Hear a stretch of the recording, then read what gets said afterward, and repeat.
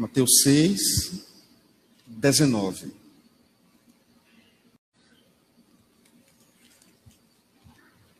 Diz assim a palavra do Senhor: não ajunteis tesouros na terra, onde a traça e ferrugem tudo os consomem, e os ladrões invadem, minam e roubam. Mas ajuntai tesouros no céu, onde nem traça, nem a ferrugem consome, e onde os ladrões não minam, nem roubam. Porque onde estiver o vosso tesouro, aí estará também o vosso coração. A candeia do corpo são os olhos. De modo que se os seus olhos forem bons, todo o teu corpo terá luz. Se, porém, os teus olhos forem maus, todo o teu corpo será tenebroso. Se, portanto, a luz que em ti há são trevas, quão grandes serão tais trevas. Ninguém pode servir a dois senhores, porque ou há de odiar um e amar o outro, ou se dedicará a um e desprezará o outro.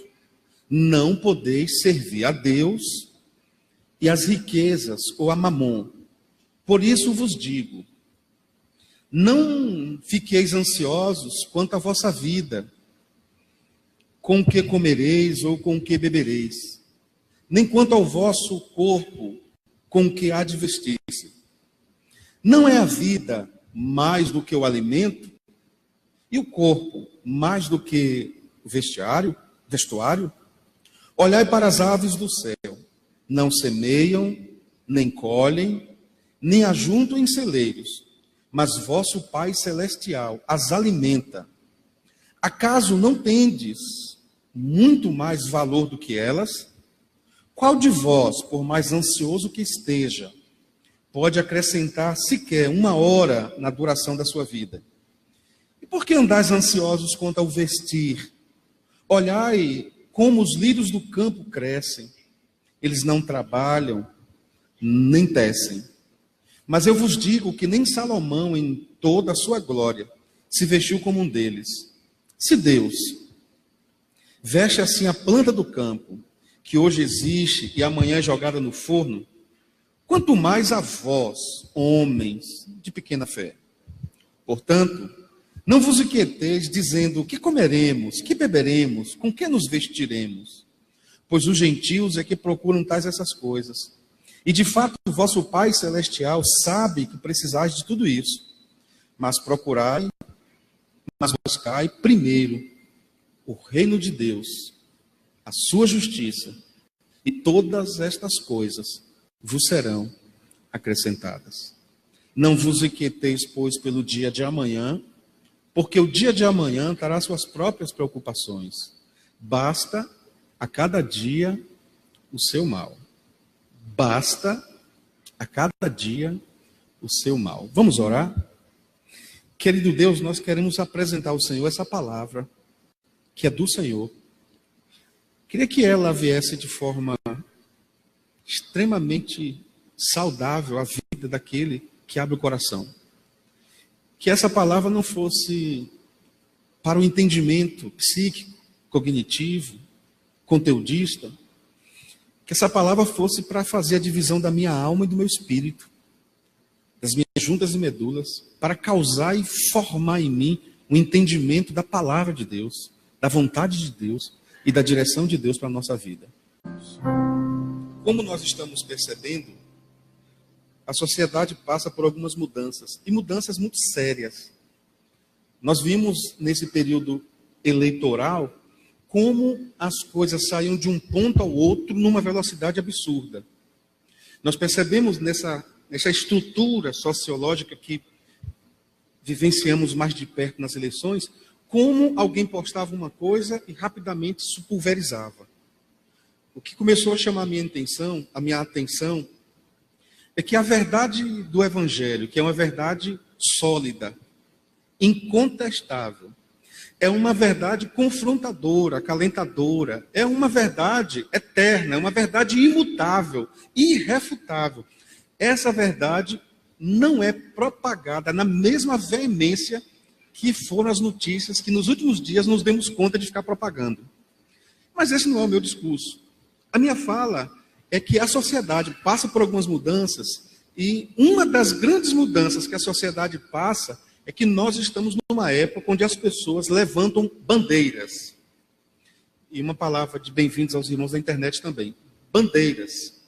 Por exemplo, o mês de outubro foi um mês que nós, da sociedade, abraçamos uma bandeira. Essa bandeira nós chamamos de Outubro Rosa. Outubro Rosa. E no mês de novembro, é o azul, é o Novembro Azul, desculpa, Novembro Azul. E essa palavra introdutória é porque Jesus disse assim: o que é mais importante? Um pássaro ou uma pessoa? O que é mais importante para vocês?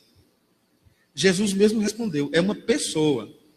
Por que Jesus valoriza a pessoa? Primeiro, porque Jesus, ele conta com as pessoas para o advento da sua volta. Jesus conta com as pessoas para, a partir das pessoas, a verdade do evangelho chegar em outras pessoas. Jesus poderia ter colocado, terceirizado o evangelho a anjos.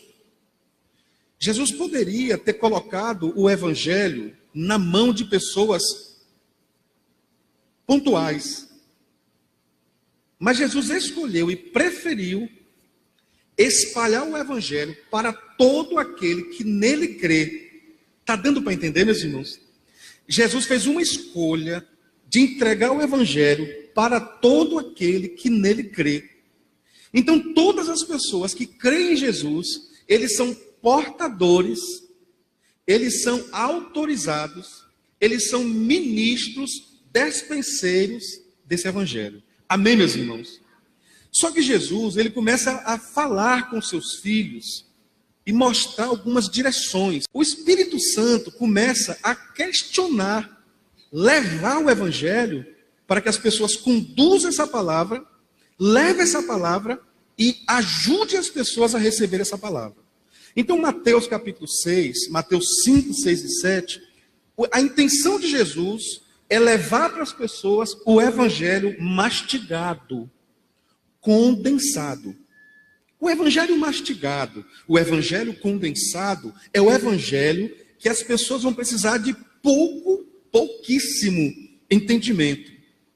As pessoas vão precisar de pouca capacidade teológica para entender. Como que as pessoas vão receber um evangelho tão mastigado assim? Bom, na perspectiva de Jesus, as pessoas vão receber o evangelho mastigado quando este evangelho for prático. E as pessoas olhando para nós, elas vão dizer assim: por que essa pessoa faz isso? Porque todos estão indo nessa direção e essa pessoa está indo na direção oposta. E elas vão começar a se questionar e buscar, verificar o porquê. E eles vão chegar à conclusão de que esta ou estas pessoas, elas são de um perfil diferente. Elas são do evangelho. Discurso aparentemente chato, né, meus irmãos? No mundo de massas, no mundo de volumes, no mundo de comunicação em massa, Jesus nos orienta que precisamos ter a verdade em nosso coração e distribuir essa verdade à medida que estamos caminhando pela vida. Qual é o interesse de Jesus em colocar um médico num determinado hospital? É claro que nós, na perspectiva humana, nós achamos assim: poxa, que bênção ter um filho formando em medicina. Que maravilha poder ter um salário melhor num concurso. Tudo isso faz parte do que perece. Tudo isso faz parte do que o ferrugem come, do que o ladrão rouba. Mas Jesus está querendo dizer o seguinte: que colocar um médico em determinado lugar, colocar um policial em determinado lugar, colocar um aluno em determinado lugar, colocar um funcionário em determinado lugar, colocar uma pessoa em determinado lugar, Jesus está dizendo que isso faz parte do processo de levar, do indo, do ide, do evangelho. Queridos irmãos, sabe por que o inimigo trabalha tanto para os cristãos não conhecerem a palavra? Sabe por que o inimigo trabalha tanto para as pessoas não terem contato com a palavra? Porque a Bíblia diz que a palavra é viva e eficaz. Raciocine comigo. Se a palavra é viva e eficaz, se ela é viva, ela fala, ela respira, inspira, ela tem fluxo e refluxo, ela chega, ela sai, ela caminha. Então essa palavra que a Bíblia está dizendo, além de ser viva, ela é extremamente eficaz. E guarde uma coisa que eu vou dizer para você. A palavra, ela nos confronta. A palavra, ela mexe conosco. Há pessoas que não querem de forma nenhuma determinados assuntos, porque esses determinados assuntos mexem conosco. Esses determinados assuntos tocam na minha ferida. Esses determinados assuntos tocam naquela área que eu já caminho com ela há muitos anos. E por que caminho com ela há muitos anos? Eu não quero tocar nelas. Eu não mexo com isso. Como diz no popular, não mexe com o que está quieto. Mas a palavra veio para mexer com o que está quieto. Mexer com aquelas coisas que estão guardadas lá dentro. Mexer com aquilo que precisa ser mexido. Estruturar aquilo que não está sendo estruturado. Dar uma roupagem àquilo que vinha com uma roupa diferente. Porque o Evangelho, ele é o poder de Deus para todo aquele que nele crê. Amém, meus irmãos? Dada essa introdução, olha o que o texto está querendo dizer. O mês de novembro, nós vamos nos focar, nos direcionar no que eu estou chamando de mês da mordomia cristã. Nós vamos trabalhar pensando em várias formas, por exemplo, de ofertar a Deus. O que darei ao Senhor? Que darei eu ao Senhor por tantos benefícios que o Senhor tem me feito? O salmista faz essa pergunta, e é uma pergunta retórica, e ele vai dizer bem assim, olha, a única coisa que eu posso fazer ao Senhor, por tantos benefícios que Ele tem me feito, vocês lembram o que ele disse? A primeira coisa que ele diz, eu vou pagar os meus votos. Que darei eu ao Senhor por tantos benefícios que Ele me tem feito? Vou pagar os meus votos. Quantos votos o cristão faz durante a sua vida? Cristão. Me ajudem, vocês que são bem inteligentes. Eu vou lembrar alguns, tá bom? Primeiro voto que um cristão faz com Jesus. Primeiro voto. Amar a Jesus. Servir a Jesus. Seguir a Jesus, ainda que a figueira não floresça. Primeiro voto.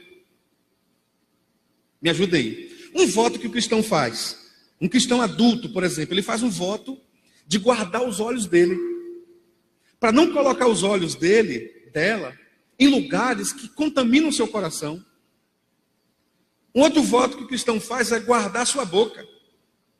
Para não falar determinadas coisas e isso ficar solto por aí. E a Bíblia diz que a palavra é uma flecha e algumas flechas são bumerâmicas. Elas voltam. Um outro voto que o cristão faz é um voto do coração. Eu vou guardar a tua palavra no meu coração. Para que o meu coração não se contamine. Guardarei a tua palavra no meu coração para eu não pecar contra ti. Um marido, por exemplo, ele faz um voto diante de Deus. Eu faço um voto, prometo ser fiel, te amar, caminhar com você, até que a morte nos separe. A esposa faz esse voto também. Um filho faz um voto de honrar seu pai e a sua mãe. Cristão, eu quero honrar meu pai e minha mãe porque as coisas precisam ir bem na minha vida. Eu quero meus dias prolongados. Votos. Me ajudem. Quem mais lembra de algum voto aí que o cristão pode fazer? Votos. Quantos votos? O voto que alguém pode fazer a Deus está lá em Malaquias capítulo 3, verso 10. É o voto de ser fiel ao Senhor nos seus dízimos e nas suas ofertas. Você sabe, meu irmão, quando nós falamos de dízimos e de ofertas, no mundo que vivemos hoje, com a propagação da megalomaníaca expressão pastoral e púlpica, isso gera constrangimento em algumas pessoas. Pastores como nós temos dificuldade de falar sobre dízimo, sobre dinheiro, porque muitas vezes nos constrangemos com o que vemos aí fora, com o que vemos por aí afora. Gente olhando para o crente e dizendo assim, a oração que eu fiz merece X. Recentemente no Brasil, um pastor disse que ganhou 100 mil reais porque fez uma oração pela pessoa. E aí nós vamos vivendo esse dilema e por conta disso, alguns outros pastores, eles terminam não focando nessa doutrina importante da igreja, que é a mordomia cristã, passando pelos dízimos e passando pelas ofertas. Eu quero caminhar com os irmãos a partir dessa perspectiva no Mateus capítulo 6, no mês de novembro, acompanhe comigo. Primeira coisa que eu quero que você perceba aí, e já o texto já está falando sobre essa mordomia, o verso 1 do capítulo 6, Jesus falando acerca da ostentação. Jesus começa a ministrar a vida das pessoas para que as pessoas não sejam voltadas para a ostentação. Cuidado com a vida ostentativa, ostentadora. Cuidado, e isso é perigoso. E a sociedade pós-moderna, moderna, nos conduz para isso. Nós não queremos fazer uma apologia, eu não quero fazer aqui um convite a uma vida franciscana evangélica. Eu não quero fazer um convite a você abrir mão de uma qualidade de vida. Mas o que Jesus está dizendo é cuidado com a ostentação. Há pessoas que não percebem isso. Há casais que não percebem isso. Há vovós que não percebem isso, ostentação. Quando eu disse para um determinado pai que eu fiz um acordo com a minha filha de não dar um celular a ela antes de determinada idade, ele disse, mas pastor, mas todo mundo tem. Eu disse, minha filha, você não é todo mundo. Você usa o meu celular, você vai usando o celular, mas o seu você vai ter na época certa. E há pais e mães que se apertam corda no pescoço, porque o filho chegou em casa chateado. Estou chateado, todo mundo na minha sala tem iPhone. E o meu é um Samsung. Aí o pai e a mãe, meu Deus do céu, uma loucura. Uma loucura. E aí corre, meu irmão, corre para um lado, corre para o outro, divide em 24 vezes. Tem gente que divide em 24 vezes. E um dia desse atendi uma querida irmã aqui de Feira de Santana, que ela dividiu em 24 vezes. No terceiro mês o bandido levou. Ô pastor, terceiro mês, eu falei, minha irmã, que bandido miserável, não esperou nem a última prestação. 24 vezes no terceiro o menino levou. Mas o que mais marcou a minha vida não foi isso, irmão. Foi que ela criou uma outra prestação agora em 12 meses. Então ela tinha 2 celulares, ela estava pagando um celular para o bandido e um celular para o filho. E o do bandido vai acabar depois do celular do filho. Eu estou dizendo com você com isso o seguinte, cuidado com a vida de ostentação. E o inimigo tem uma estratégia de esvaziar o campo missionário. O inimigo tem a estratégia de não permitir que você use a sua casa, por exemplo. Às vezes a pessoa não tem dinheiro para nada, não pode fazer um café melhorzinho para o seu vizinho que não é crente. Uma estratégia evangelizadora de fazer um café e convidar o vizinho. Comprar uma picanha e chamar o vizinho vem comer uma picanha comigo? Não tem dinheiro para fazer isso, por quê? Porque vive uma vida muitas vezes de ostentação. Pastores, líderes, pessoas que compram carro em não sei quantos anos sem poder pagar, fica sofrendo todo dia 25, é uma loucura, não consegue pagar a prestação, é uma confusão, uma vida louca, não é dizimista, não é ofertante, é uma loucura, não tem paz, porque tem 3, 4 prestações atrasadas daqui a pouco, não pode passar na frente do carro da polícia que diz, meu Deus, é busca e apreensão, uma vida louca, ostentadora, ganha X e gasta XY. Meu irmão, eu sei que todo mundo está passando aperto na vida. Mas os cristãos precisam organizar a sua vida. Olha o que Jesus diz. Cuidado. Olha aí, Mateus 6,1. Bota para mim. Eu vou ler o 6,1. Cuidado para não praticardes boas obras diante dos homens, a fim de ser vistos por eles. Do contrário, não tereis recompensa do vosso Pai que está nos céus. Pastor, o que isso tem a ver com ostentação? Olha aí, irmãos. Diante dos homens. Essa é a cultura do momento, fazer as coisas diante dos homens. Volta lá para o verso 19. Fazer as coisas diante dos homens é o primeiro sinal dessa modernidade que quer tirar de nós a direção do reino de Deus. Então, quando eu faço as coisas apenas para os homens, para mostrar aos homens, para ser inserido no contexto dos homens, para me sentir para ter aquele sentimento de pertencimento àquilo que é do homem. Isso aí, meu irmão, começa a destruir a minha vida. Então, o verso 19, ele começa dizendo o seguinte. Ele começa a falar a direção do nosso olhar nessa terra. Se eu não posso ter uma vida ostentadora, eu preciso focar na minha cristandade, na minha fé em Deus, e o meu olhar, porque eu posso tirar as minhas mãos, mas continuar com o coração. Onde é que deve estar o meu olhar? Onde é que eu foco os meus acúmulos? Onde é que eu coloco as minhas intenções? Onde é que eu sobreponho a minha paixão, o meu amor? Então ele diz, não ajunteis tesouros na terra. A terra, meus irmãos, é um lugar que por si só já tem tesouro. O Salmo 24:1 diz assim, do Senhor é a terra. O que mais? Do Senhor é a terra e a sua plenitude, o mundo, tudo. A terra por si só já tem tesouro. Os tesouros que essa terra tem, nenhum homem consegue consumir. Porque quando ele conseguir juntar todo o tesouro da terra, ele vai caminhando, daqui a pouco ele descobre que ele é perecível, que ele morre. Aí ele morre e fica tudo aí. Vem outro. Sabe por quê, irmãos? Não há na terra tesouro maior do que o nosso Deus. Então não ajunteis tesouros na terra. Por que não devemos ajuntar tesouro na terra? Primeiro porque a terra é um lugar de barganha. A terra é um lugar de competição. A terra é um lugar de destruição. Então ele diz, nessa terra a traça e o ferrugem consomem. Esse é um lugar onde aparece ladrão. Por que aparece ladrão? Porque o ladrão, ele bate o olho no que você tem e diz assim, isso é injusto. Isso não pode ficar com ela. Essa pessoa não pode ter essa casa. Olha o meu barraco. E aí o ladrão quer ter o que você tem. E à medida que eu vivo essa vida, infelizmente, de consumo, essa vida de tesouros, de acúmulos, preocupado com o futuro, preocupado com os filhos, irmãos, uma das piores coisas que um casal pode fazer é viver projetando o futuro dos seus filhos e esquecendo do presente dos seus filhos.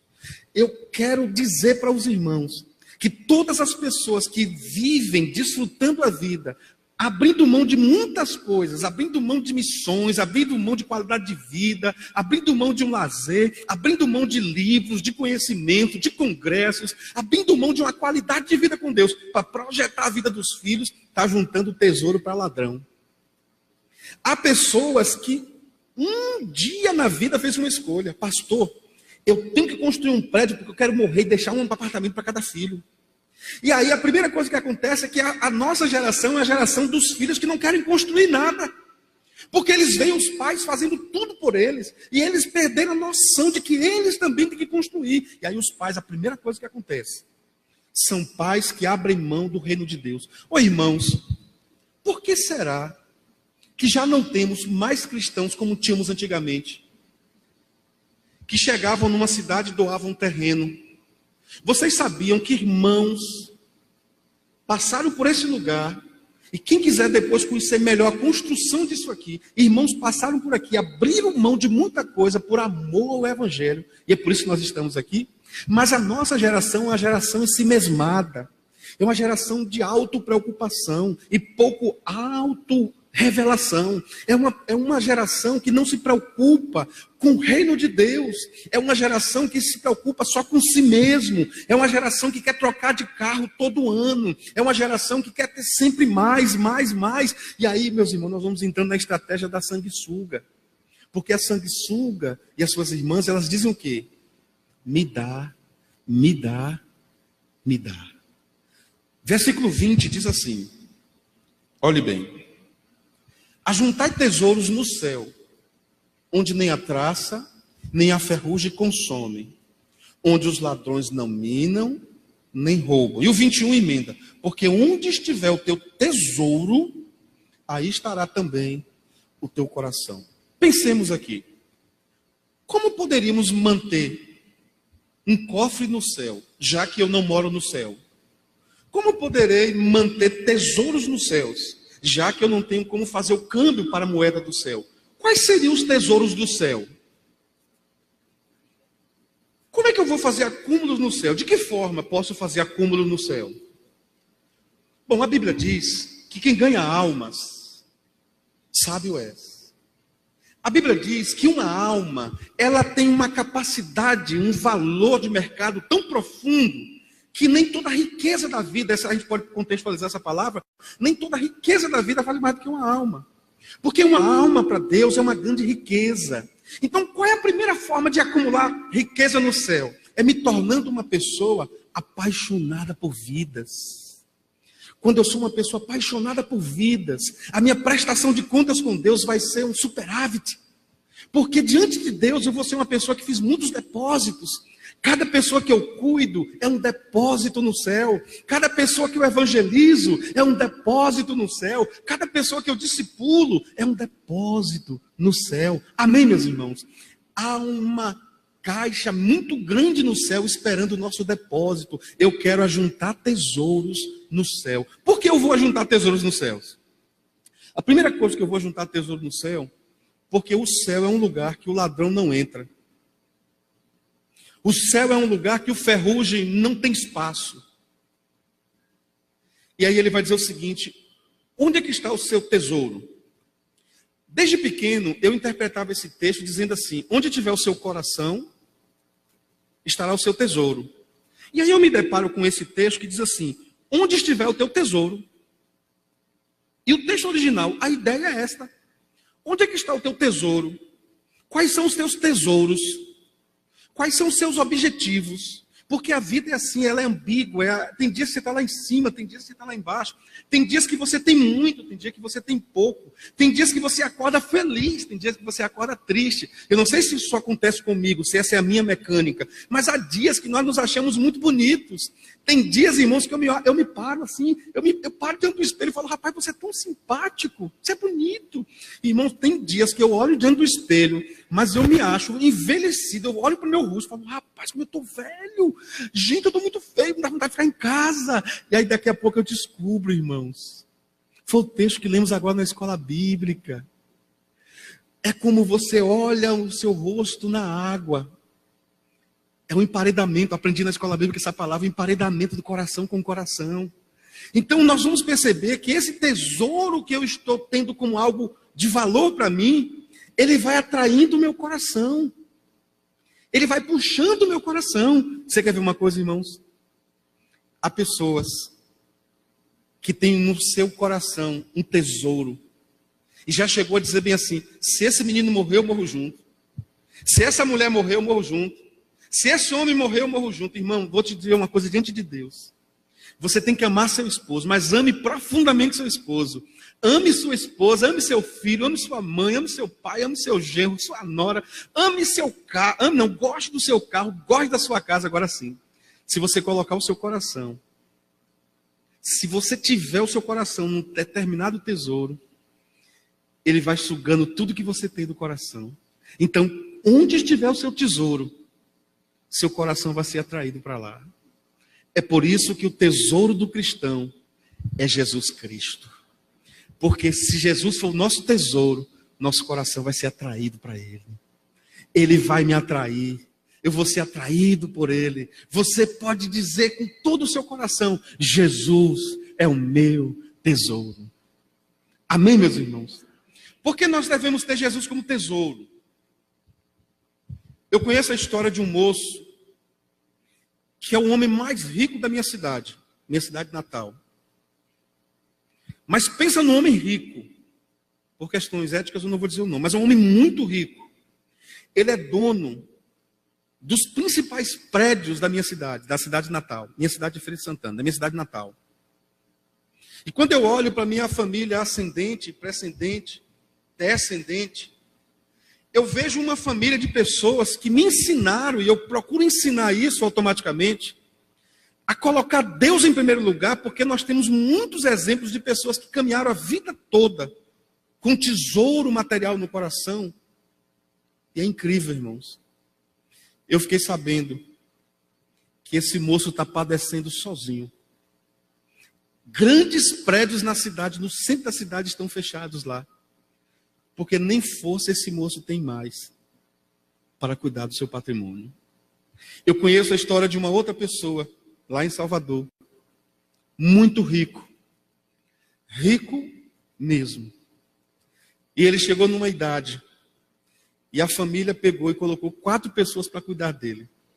4 pessoas, não faltava nada para ele. Certa tarde eu fui visitar aquele moço. Para você ter ideia, o juro que esse moço proporcionava para os filhos gerava para cada um mês 12 mil reais em média. Então os filhos conviviam só com essa mesada até que ele morresse. Essa mesada era o suficiente para eles viverem. E um dia eu tentei conversar com aqueles filhos, não consegui porque eles não tinham tempo. E cheguei naquela casa, aquelas 4 cuidadoras, pessoas especiais, e uma delas mais especial ainda, porque ela disse: pastor, Deus me colocou aqui como uma missão. Não deixar a amargura tomar conta do coração desse homem. Para você ter ideia, irmãos, ele disse: pastor, não me falta nada aqui, se eu levantar a mão tem uma cuidadora.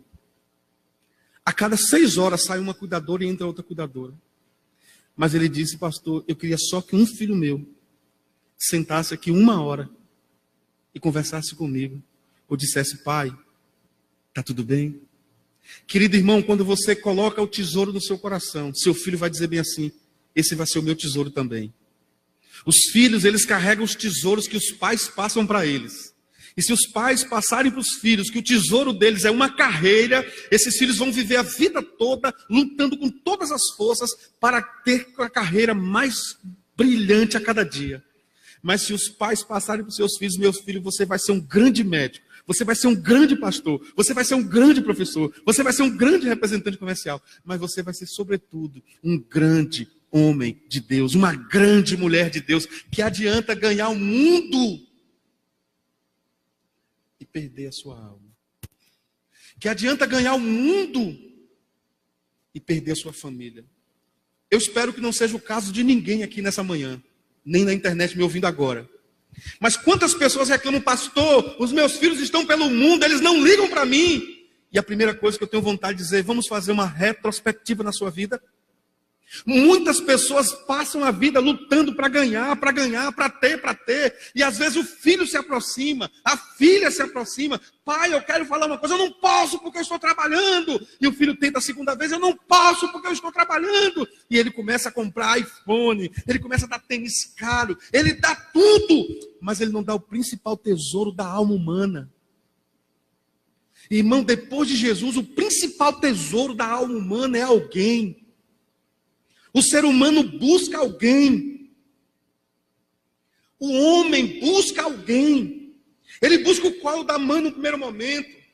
Ele busca depois uma namoradinha. Ele busca uma esposa. Depois ele busca alguém para conversar no trabalho. Ele busca alguém na faculdade. Porque depois de Jesus, Jesus diz: não é bom que um homem esteja só. E a pior solidão, meu irmão, a pior solidão, talvez seja a solidão da multidão. Porque tantas pessoas têm ceifado a sua vida nos arraiais evangélicos. Porque a pessoa entra e sai. Conhece muitas pessoas. Mas se perguntar assim para essa pessoa: quais pessoas você me daria aqui na mão agora, que passaria a noite toda sentado num banco, velando o seu corpo? Quais pessoas chegariam na hora que o seu caixão chegou na igreja ou em qualquer lugar e ficaria até o último momento? Quais pessoas? Nós vamos, irmãos, porque buscamos tanto tesouro na terra, nós vamos perdendo o tesouro principal, que é ter Cristo e as diretrizes de Cristo para a nossa vida. Eu quero mostrar um texto para os irmãos que é muito conhecido e faz até vergonha um pastor querer explicar o que não tem explicação. Filipenses capítulo 2, a partir do versículo 5. Esse mês nós vamos partir todo o nosso sermão construído em cima de Mateus capítulo 6. Todo o sermão.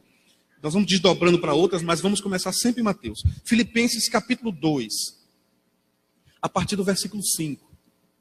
Esse texto nem precisa explicação, não precisa exegese, não precisa nenhum tipo de hermenêutica. Esse texto é autoexplicável. Olha o que ele diz: de sorte que haja em vós. Podemos ler juntos, meu irmão? Pelo menos esse só. Vamos juntos? De sorte que haja em vós.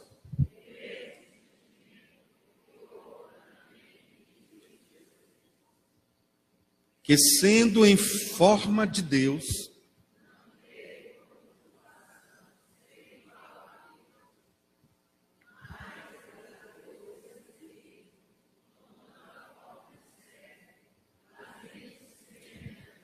tá bom, depois você lê em casa o restante. Olha o que ele está dizendo. De sorte que haja em nós, e aí a expressão de Paulo é que haja em vós.